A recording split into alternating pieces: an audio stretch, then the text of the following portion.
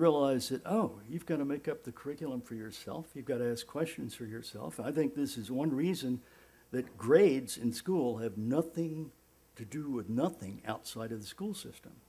You know, grades aren't related to income, happiness, power, marital status, almost anything you can imagine. You'd think that the straight-A student who's been told, you're great, you know, would come out and just be so confident that, you know, they'd be able to do something. But no, grades don't make any difference at all.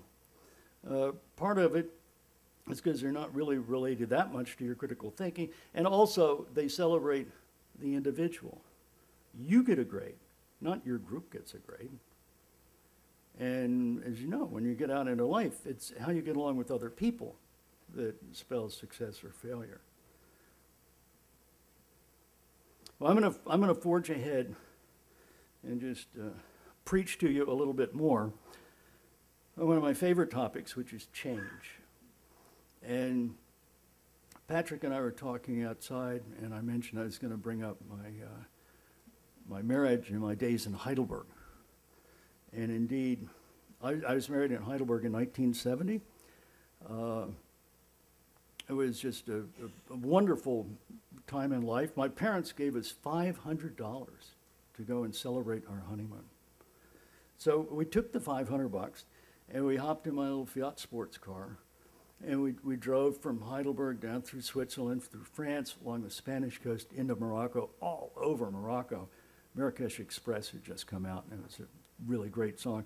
And then we drove back up through Spain, across the French Riviera, Italian Riviera, over to Venice, back into Switzerland, showed up in Heidelberg 30 days later. But the point of the story isn't just to prove to Patrick that I lived in Heidelberg or that I live a cool life.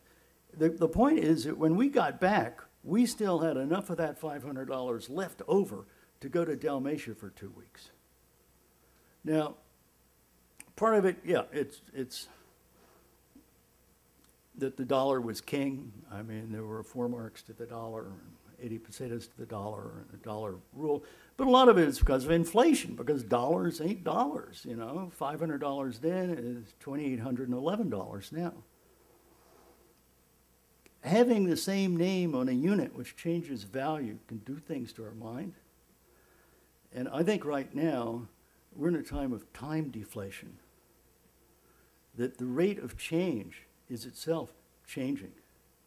I mean, you can feel it in your bones that everything's going faster, faster, faster. One of your minutes probably sees more change in the world than one of your grandfather's hours did.